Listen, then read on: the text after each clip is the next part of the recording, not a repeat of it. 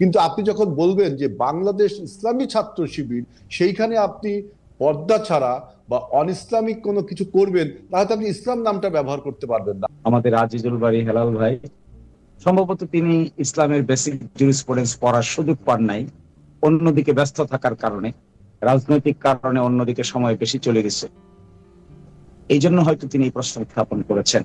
বাংলাদেশের এই পৃথিবীতে কোনটা, তাহলে আপনি বলেন এই পৃথিবীতে ইসলামের মডেল কোনটা বলেন? একমাত্র রাসূলুল্লাহ সাল্লাল্লাহু আলাইহি ওয়াসাল্লাম, একমাত্র রাসূলুল্লাহ। এখন কোনটা? তাহলে এখন পৃথিবীতে ইসলাম নাই, একটাই মডেল। এখন পৃথিবীতে ইসলাম নাই, এখন কোথায় আছে? ইসলাম যে মডেল দেখাই দিয়েছেন আমাদের, সেটাই হলো ইসলাম। সেটা এখন কোথায় আছে সেটা বলেন না, এখন কোথায় আছে সেটা বলেন। এখন কোথায় আছে মানে এই মুহূর্তে কোথায় চলতেছে সেই মডেলে? এই মুহূর্তে পৃথিবীর কোথাও চলছে, যদি আমার চোখে পড়ে তাই বলবো। আমার মনে হয় না যে ইসলামিক মডেল একমাত্র এই পৃথিবীতে কোথাও ইসলামের মডেল চলতেছে না। জনাব আজিজুল বাড়ি হেলাল, আমরা দেখতে পাচ্ছি যে নানা কারণে এমন একটা সময় এসছে যখন এইটা মনে হচ্ছে যে বিএনপি নিজেদের মনে করছে যে তারা ভবিষ্যতের নির্বাচনে তারা পাশ করে গেছে বা তারাই আসলে বাংলাদেশে সরকার গঠন করবে। অন্যদিকে যারা অন্যান্য রাজনৈতিক দল আছে তারা মোটামুটি সবাই বিএনপির এগেইনস্টেই একটা মোর্চা বা দল বা একটা জোট গঠন করতে যাচ্ছে। বিএনপি কি বাংলাদেশের রাজনীতিতে বারবার জাতীয় সরকারের কথা বললেও মাঠের রাজনীতির কারণে বা তৃণমূলের রাজনীতির কারণে বিএনপি কি একা হয়ে পড়লো? আপনার রাজনৈতিক বিশ্লেষণ কি? না, বিএনপি একা হয়ে পড়বে কেন? বিএনপি আপনার তার সাথে যে যারা 24-এর গণ অভ্যুত্থানে আমাদের যে জোট ছিল সেটা এখনো আছে। নির্বাচনের সময় সে দেখা যাবে যে জোটটা কিভাবে কি হয়। আমি একটু খালেদ ভাই আমাকে একটু বলতে দেন যে শিশির মনির যে কথাটা বলল যে ইসলাম পরিবর্তনশীল, ইসলাম বিবর্তন হচ্ছে, এই কথাটা কি ইসলামী স্কলাররা বা ইসলামে এটা কি রাইট যে ইসলাম পরিবর্তনশীল কোন ধর্ম? ইসলাম কি আপনার বিবর্তন না, নির্দিষ্ট একটা আপনার নিয়ম এবং নীতি আছে। আপনি যে কথাটা বললেন যে ইসলামী ছাত্র শিবিরের প্যানেলে অর্থাৎ সমন্বিত ছাত্র ঐক্য, যেটা ওই প্যানেলে 3টা আমাদের ছাত্রী বোন ছিল, তারা হেজাব ছাড়া। আমি প্রশ্ন করেছিলাম একটা টেলিভিশন টক শোতে যে এই ব্যাপারে জামাত ইসলাম কি বলে, যেখানে ইসলামে ম্যান্ডেটরি হিজাব। এখন আপনি আমাকে বাধ্য করতে পারেন না, আমি এটা এগ্রি করি, কিন্তু আপনি যখন বলবেন যে বাংলাদেশ ইসলামী ছাত্র শিবির, সেইখানে আপনি পর্দা ছাড়া বা অনইসলামিক কোনো কিছু করবেন, তাহলে আপনি ইসলাম নামটা ব্যবহার করতে পারবেন না। আপনি বাংলাদেশ ছাত্র শিবির বলেন, আমার কোনো সমস্যা নেই। যখনই ইসলামের ট্যাগটা লাগাবেন না, কিন্তু আপনি যেটা হেলাল ভাই, কিন্তু হেলাল ভাই এইটা হেলাল ভাই এই জোর তো আপনি করতে পারেন না যে আপনি দেখেন আমি আপনাকে দেখি আপনি কি না, এটা আপনি বলতে পারেন না কেন? আমার যুক্তিটা আপনি শোনেন। কারণ হচ্ছে যে তুরস্কে, মিশরে, ওইখানেও তো প্রচুর ইসলামী দল আছে যারা ইসলামী দল নামে দল পরিচালনা করেন। তো এখন তারা কিরকম পোশাককে পরবেন, কিভাবে তারা তাদের আন্দোলন ক্যাম্পেইন পরিচালনা করবেন, তারা এটা ঠিক করেন।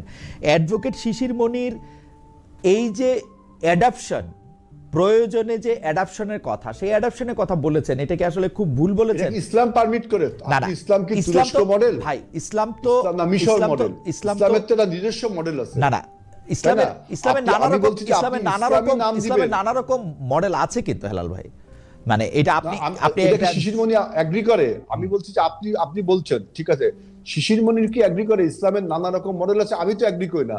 একজন ইসলামিক স্কলার যে আমার চেয়ে এবং শিশিরের চেয়ে ভালো বোঝে, সে কি এগ্রি করে? আমি কখনো এগ্রি করি না। ইসলাম বিবর্তনশীল, ইসলাম পরিবর্তনশীল। আপনি তুরস্ককে ফলো করবেন, মিশরকে ফলো করবেন, ডাজ নট মিন যে ইসলামকে ফলো করলেন। অতএব এই যে কথাটা বললেন, এই কথাটা আমি মনে করি যে ইসলামের যে ধর্মের যে রাজনৈতিক অপব্যবহার, সেই অপব্যবহারটা জামাতে ইসলাম বলছে। তারা যদি জামাতে বাংলাদেশ নাম বলতো, আমি এইসব নিয়ে কিছু বলতাম না।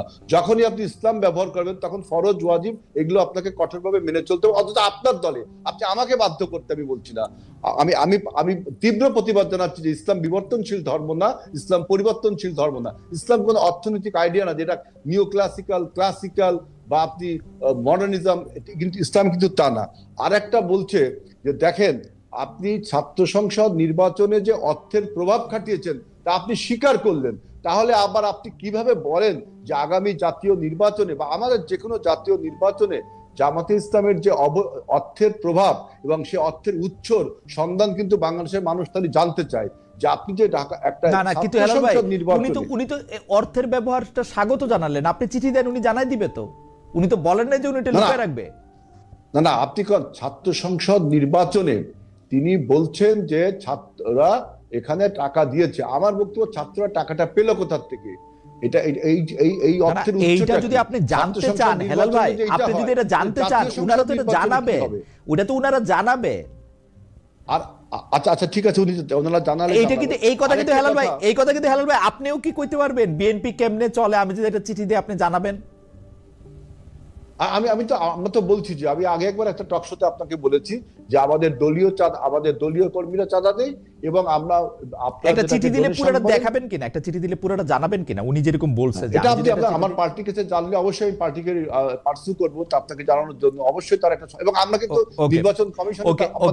ওকে ধন্যবাদ। আচ্ছা আপনি দুটা প্রশ্ন তুলেছেন যে আপনি বলছেন যে ইসলামের বিবর্তন বা পরিবর্তন নিয়ে বা অ্যাডাপশন নিয়ে যে কথা অ্যাডভোকেট শিশির মনির বলেছেন সেইটাকে আপনি আসলে সেটা ঠিক অ্যাডাপশনের ব্যাপারে একটা কথা আছে, অ্যাজ লং অ্যাজ এটা যদি আপনার একত্ববাদের সাথে সাংঘর্ষিক না হয় তাহলে কিন্তু অ্যাডাপশন। না আপনি একত্ববাদের সাথে সাংঘর্ষিক কই পাইলেন হেলাল ভাই? আমি তো পাইতেছি না।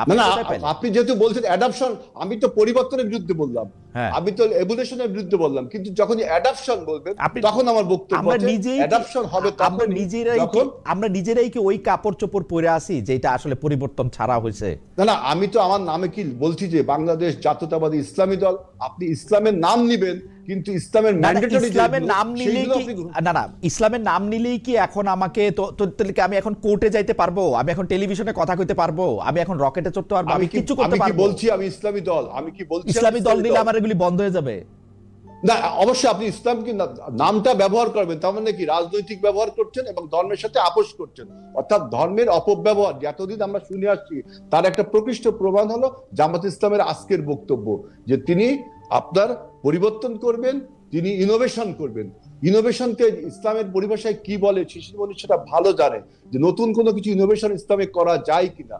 আমি যখন বললেন আপনি করেন অ্যাডাপশন, তখন আমি বলেছি যে অ্যাডাপশন ইসলামে জায়েজ, কিন্তু তার সাথে অ্যাজ লং অ্যাজ যে যদি একত্ববাদের কোনো সাংঘর্ষিক না থাকে তাহলে অ্যাডাপশন জায়েজ।